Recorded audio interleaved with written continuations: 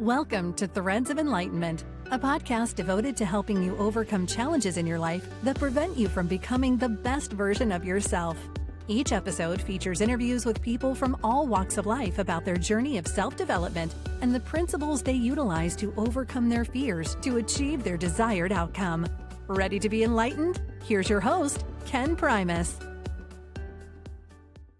Welcome to another episode of Threads of Enlightenment. And I know you guys probably get tired of this, but I will never stop it because I want to thank our guests for coming to the show with a couple of things that are very expensive to me. I understand I had to go through a journey to understand the value of time. Time is a precious commodity. Many of us, I know I was one of them that misused time, didn't understand the beauty of it. I actually have learned to fall in love with time and honor time. And so I want to thank our guests for coming and sharing some of this precious commodity with us. The other is the journey. The journey also is a precious commodity because it created the individual that is before us. It had great power and it created a powerful being. So we're honored that this powerful being is here today to share wisdom, knowledge, insight, so that we have an opportunity to become better human spirits while we occupy this place that they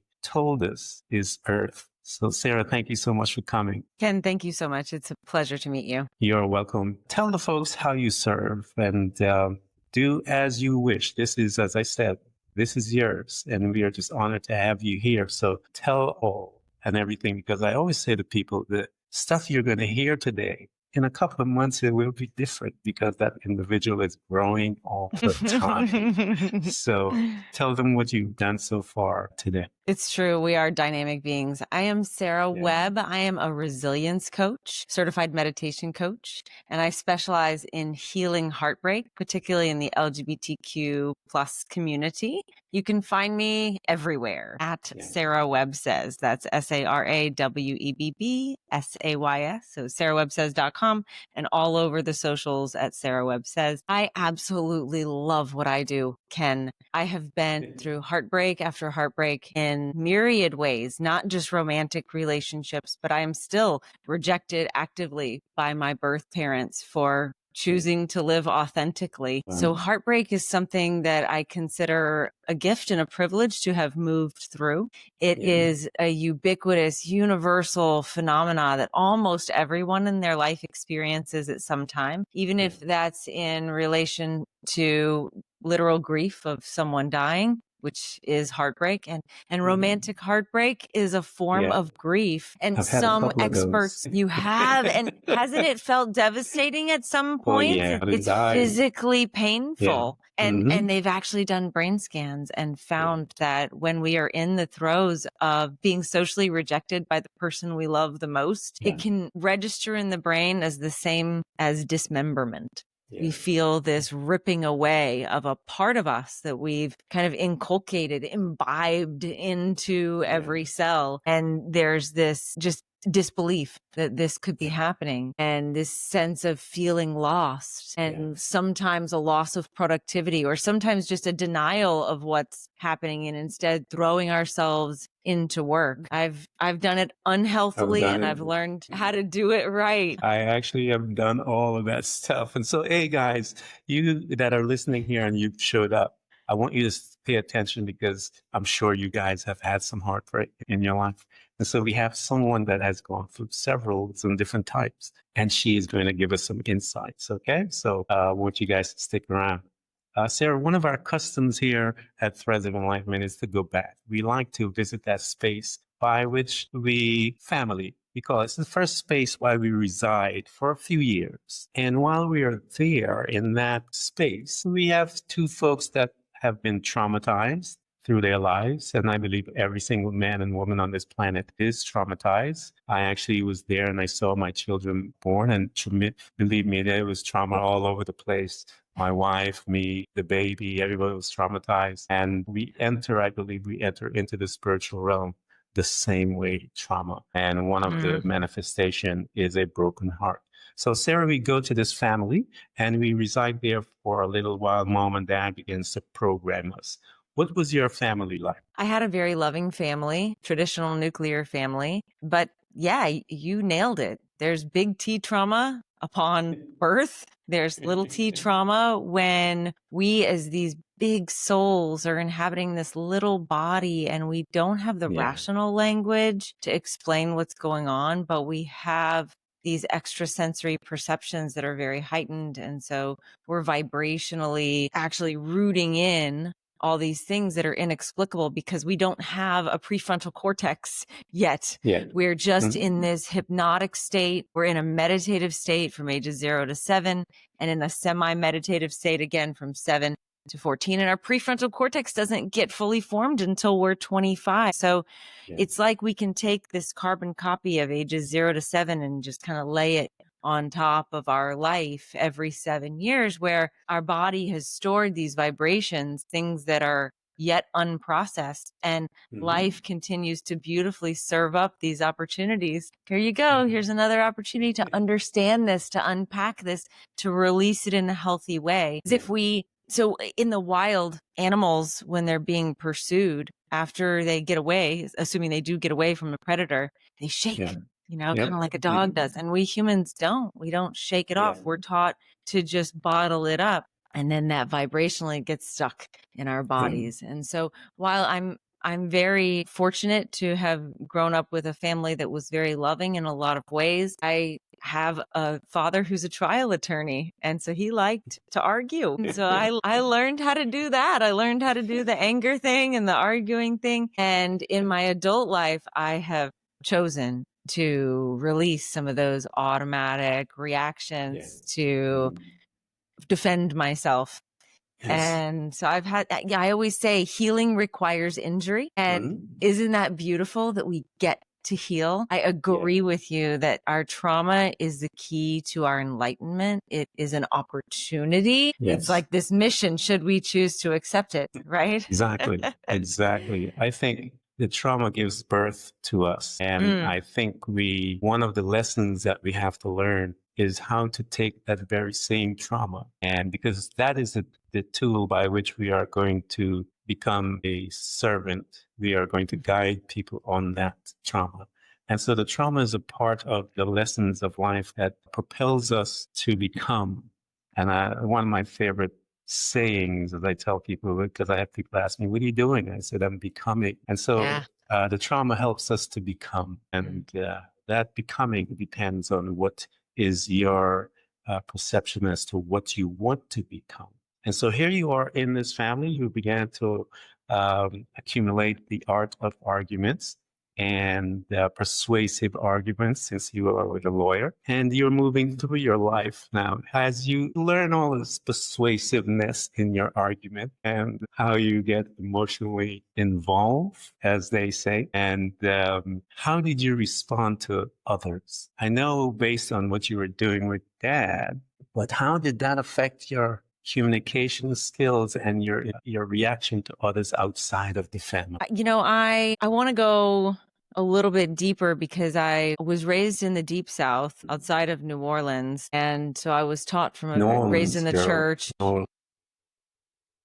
I need to correct you on that. They'll be upset. So yeah, it depends on where you grew up in New Orleans. We garb a little, and then in some of the dialects, it is a little bit more drawled. So yes, I had the privilege of learning the way that a woman is supposed to be in the South. I did the cotillion stuff and all those, sit still, look pretty kinds of messages that I got. And as a lesbian today who's finally living my truth, I was afraid to come out because I didn't want to upset my parents. I knew because of how I was raised in the church that it would not be met with welcome arms.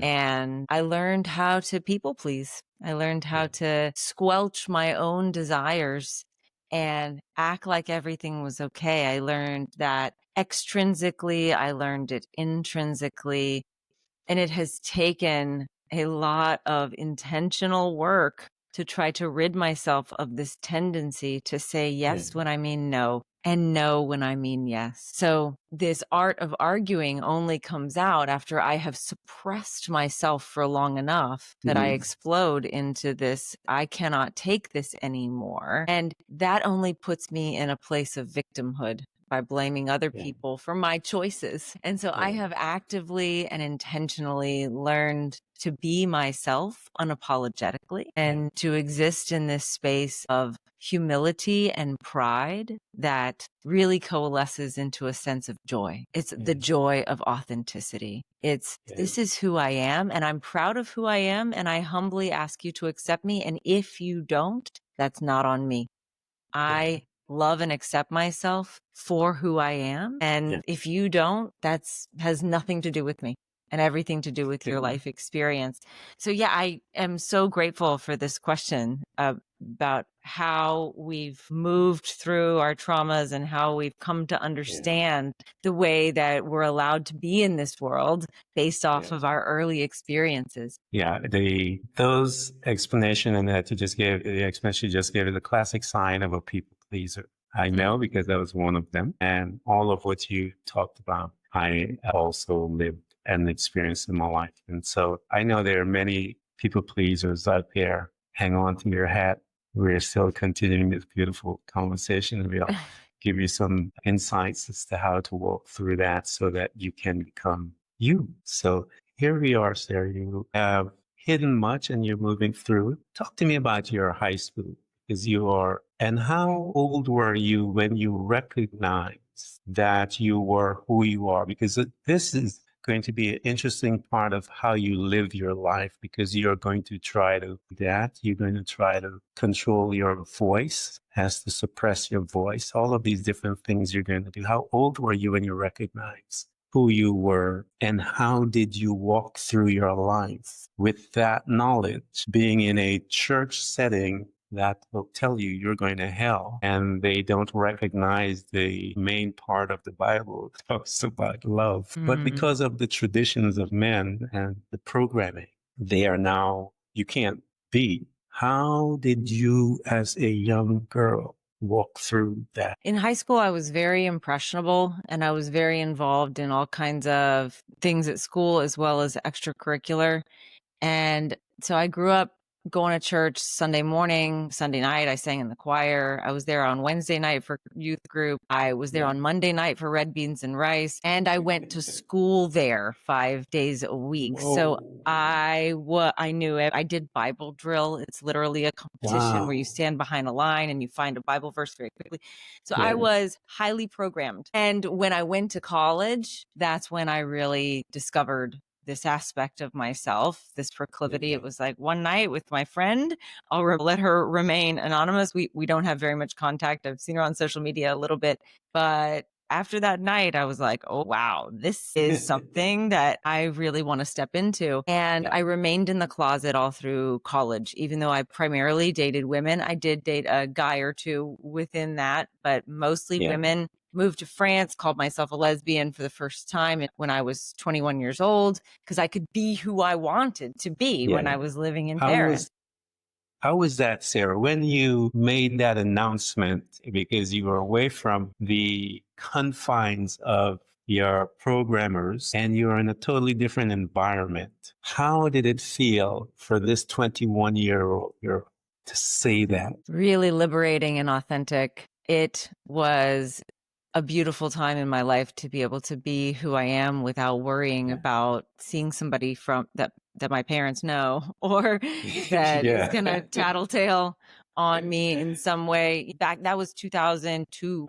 We had Skype, but the internet wasn't what it is today. And so we weren't posting constantly, and there wasn't this ability for my parents to kind of find out. And so, I stayed in the closet until I was around 25, 26. When I moved to Dallas, I dated a couple of girls. I went through Hurricane Katrina in 2005, moved to Dallas in 2005. And then that's when, I just said, I want to have a baby. My parents are never going to go for this whole me getting married to a woman or going through IVF or any of that. And so I remained in that closet, really kind of put myself fully back in the closet and dated only men. I tended toward men who were a little bit softer and more feminine and understanding. And I finally married my ex-husband, father of my biological child. But in between putting myself firmly back into the closet and that moment, I'll just give a trigger warning to your guests.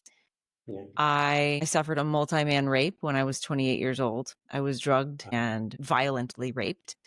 And both holes. It was incredibly demeaning and demoralizing. I am grateful because they did prop me up outside the hotel room lobby. And so I survived. I am so grateful for the opportunity to heal in that way. I did not deal with it at the time. I did not go to the police. I did tell my sister. She encouraged me to go to the police. There was no way. I couldn't even process it.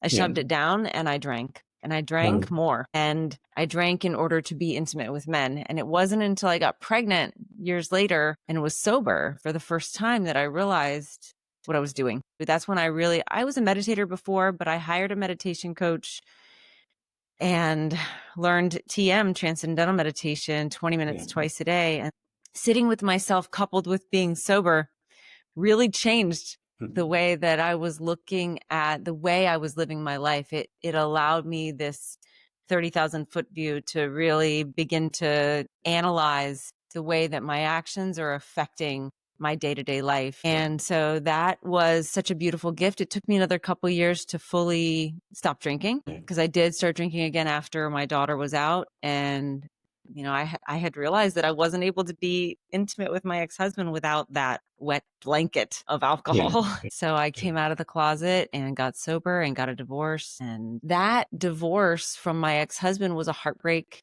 in and of itself because I didn't want to get a divorce from the father of my child. I didn't want to disappoint my parents. I didn't want to disappoint my family or his family, especially for asking for the divorce. But I had to step out and live my truth. So all these traumas have been such gifts. Pardon me. Go ahead. I was 30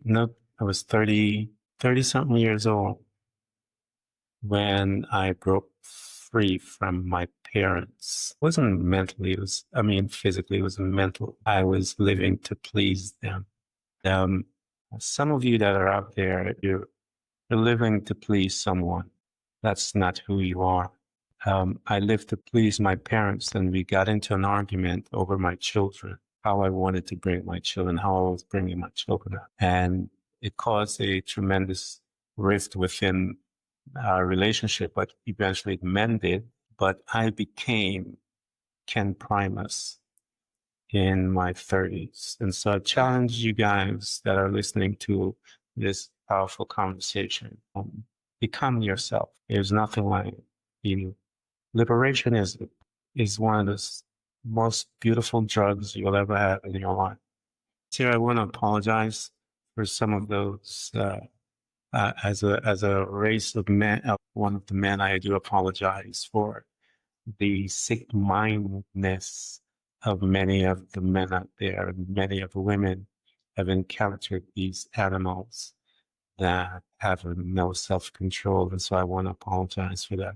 But I know here you are alive and a powerful being that has walked through with that particular trauma.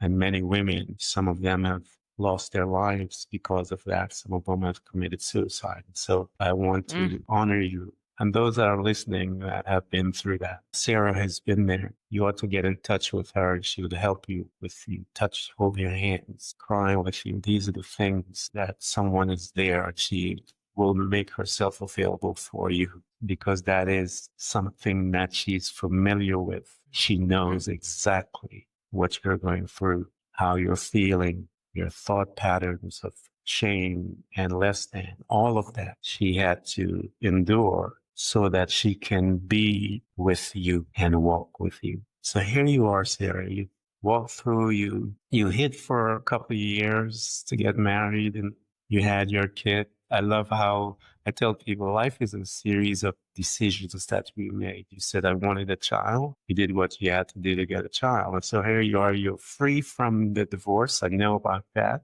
Also, being in a church, when I had to go through that and make that decision, how the guilt of that kicks in as well. The guilt is to your family, God, everybody. you have let down. So I'm familiar with that guilt journey that you will have to go through in order to come out successful. So I've been there. So here you are, you've broken free and you're standing there now.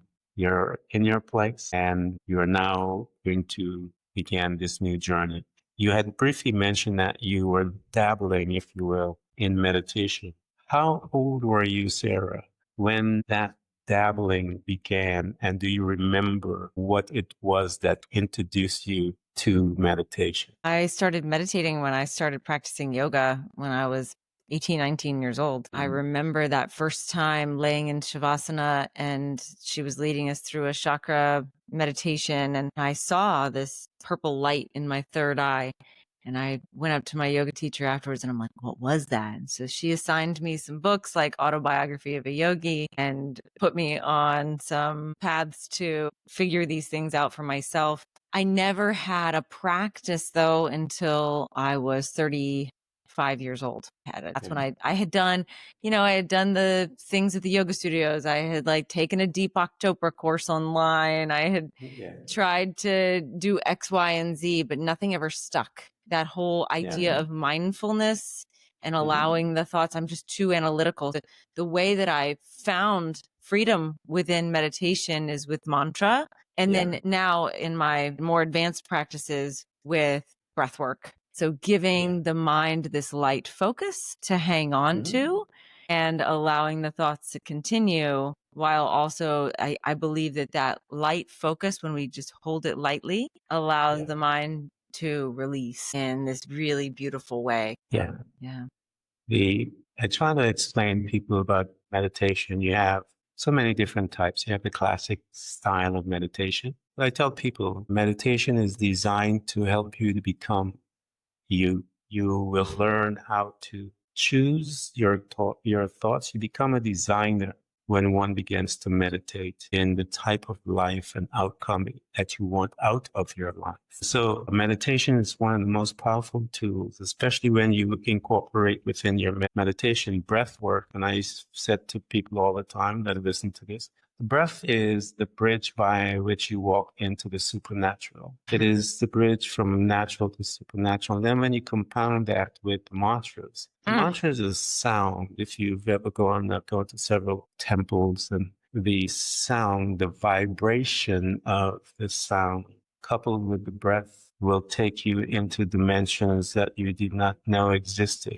I've been there a couple of times. I've traveled out of my body. And one day I'm going to tell what I saw and stuff like that, but it was fascinating. But I know what Sara had mentioned, some of the most powerful tools that you can bring into your space to assist you to move through all of your trauma and your pain. So as you began to do this and become more of a practitioner with your meditation, what did you see, Sara, that you started to happen to you in relations first to you, the self, and then to others? As I began meditating, you're asking? Yeah, as you began to become more of a practitioner than just, as you recognize it for the tool that it is and what it can afford you.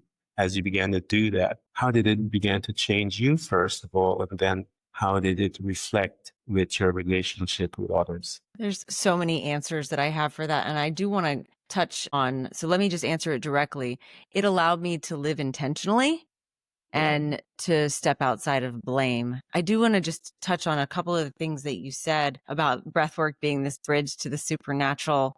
I lead chanting workshops. I led one on Friday and I said, welcome to your Friday night substance-free high. Because this is how, as Wim Hof says, you get high on your own supply. But just a couple of things in the Bible. The first verse says, God said, let there be light. And people talk about light being that first thing, but God said it was sound first. There was vibration first. And actually in the human body, the very first organ to form is the inner ear. Before anything else, it's our ear, that Fibonacci spiral that begins at the start of life, and everything is vibrating. Everything is vibrating, even things that seem still. And coming full circle to where we began, all these vibrations, these vibrational patterns that we hold in our bodies. David Hawkins has very expertly mapped these literal vibrations associated with the emotions and how they resonate across the board in the human body. So in answer to your question, coming back to that, meditation allowed me to have that 30,000 foot view of my thoughts, my actions. And it doesn't mean that I began living perfectly immediately, but I began to be more intentional. I mean, it's a constant journey, right? It is. And to realize that there are exactly two things I can control: my thoughts and my actions. And me people pleasing is a futile attempt to control the way that someone else thinks about me, to control their perception. It's really selfish. It's really manipulative, actually, people pleasing. And when I tell things like that to my clients, boy, that hits. It's like, how can I I thought I was being conciliatory. I thought I was pleasing, but no, at the root, there's a thread of selfishness there. And so it allowed me to begin speaking up for what I need, for what I want, and being able to realize that no is a complete sentence, or no thank you is a kinder complete sentence. And yeah, being able to stand up for myself. I mean, meditation granted me so much: the ability to calm my nervous system, the ability to respond instead of react. And wow, I mean, meditation saved my life. Talk about feeling suicidal. I've felt that way many times in my life. Sometimes it's like it's not even my thought. And it's like I don't want to necessarily, I just want to not be here anymore. It's just that the struggle feels so painful that it feels impossible to go on. That feeling of helplessness and resourcelessness is a place where I've definitely been. And I'm not an expert in leading people out of this suicidal state, but I've been there and I can definitely empathize. And meditation allowed that awareness of the thoughts. Well, I think your life experience allows you to be an expert to a degree that in some experts have never encountered. So you have a different type of expertise. It's the genuine stuff that individual that is before you is going to need in order to come out and trust you because you've been there. It's a different type of expert. So because I know we are constrained for time, Sarah, I want to talk to you about when you began to notice your changes, you see all these things. And I told you on the onset, meditation saved me as well. And all those things that you mentioned, I also experienced within meditation. And I love meditation. I meditate every day in my life. I just love it. Without it, I would have died. And so I appreciate how it has hold me and served me. And we are best of friends, many in my life. So here you are, you're beginning to understand you. You are growing and now you're looking at life. You're coming through again and you're going to become a servant. What was that road like, Sarah, when you began to walk towards that space, knowing that these types of healing, these types of trauma, how did you walk through all of those as you are growing, learning, and becoming this new individual? How did you end up in that direction, if you will? I've been an educator my entire life, always teaching people, always helping people, interacting with people. It's just that my relationship with myself became so strong. And that's what I believe meditation gives to us, is this bolstering of relationship with self, this self-realization, that I could no longer deny that I have something inside of me, this seed of resilience that allows me to share my how-tos and to give away these tools that I have collected and created and amalgamated into really concrete things like a power technique. I have lots of acronyms that I use with my clients. I call them pocket-sized techniques that they can walk away with and be able to pull out, even if they don't have a pocket. And it's about building that relationship with ourselves, with our bodies, with our breath, and with our mind. And I believe that embodiment and breath work are the ways that we enter the mind. I mean, we have 70,000 to 90,000 thoughts every single day, and 95% of them are the same as the day before, and 80% are negative unless we try intentionally to change the way that we think and to think pleasant thoughts. Because otherwise our subconscious is just trying to keep us safe. It's doing its job. It doesn't have beef against us. It's not trying intentionally to hurt us, but it does end up limiting us. And so when we foster that relationship that we have with ourselves by spending time with ourselves in quiet contemplation, and I believe that when we meditate, not every single time necessarily, but when we reach those deeper states of meditation, we are accessing what quantum physics postulates as the quantum field of all possibility. You can call that God. It's where everything exists, everything is possible, all answers are there. And when we can quiet the body enough, harness the breath, sometimes quiet the breath, sometimes enliven the breath in these really methodical and intentional ways, then we enter into that mind space where we can watch the mind and also change the way that we interact with the mind. Because the difference between somebody who's suicidal and somebody who is Tony Robbins is the way that we perceive these problems. It's not the problems, it's our perception. Perception is key. When I taught my children, how you look at your situation will determine the length of time that you're in that situation. And so if you want to focus your power, your faith, if you will, your energy on negative stuff, it will become real and you will be lacking the answers necessary to free yourself from it. But if you change your perspective and you began to focus and meditate on just allowing yourself, as you see at the quantum level, where you allow, God, the outside individual, where all the answers live and reside. You can only get there if you change your perspective, and the choice is yours. And once you do, the answers will manifest. There is no limitation in that realm, but the other realm, all that exists there is limitation. It's a limited, fear-based system. And so there is no answer there. But when you meditate, it allows you to tap into eternal wisdom, knowledge, and insight. So here you are, you were able to recognize that you are a teacher, you are one that serves, and you walk into that realm.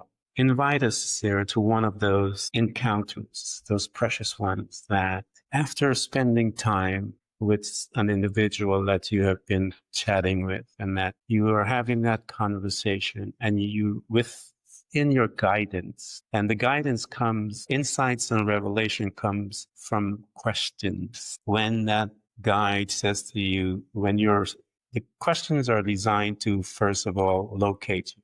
Where are you? Do you want to get out of your situation? I'll give you an example. Jesus Christ, Sarah and I talked about the Bible, and Jesus walks at this pool. This man is sitting there for a long time, and he looks at him and he says, "Why are you sitting there?" He says, "Well, I'm waiting for the water to touch so I can get my healing." And Jesus asked him a question, and I thought, what's wrong with Jesus? And I didn't get it until I saw the revelation. It says, "Do you want to be healed?" And I thought, wow, it's a powerful question, because did the man settle? He had to locate him. Did he settle? Didn't say, yeah, it's never going to happen. What was his perception while he was there for 40 plus years? His perception was, I want my healing. And once he located him, Jesus said, "Get up." That is what a guide does. They will ask you questions to locate you. And I have one that is skillful right here, guys. I know she and I did not even go, because we were pressed for time, didn't go into the aspect of loving the self. She has to now learn how to love herself. I want to leave that for those that will get in touch with her, so that she can embellish on that as how she learned how to love herself, because she went through some tremendous trauma, denying self, being violated by men, and all of these different things. This woman had to learn how to love herself. And so you guys who are going to get in touch with her, and I'm sure she will be able to whisper to you, but invite us, Sarah, to one of those encounters as you were chatting with someone, when they began to move in their perception from darkness into light. And once it and we call it the light bulb moment, for lack of a better term. What did it feel like as you watched one of the most intoxicating transition on this planet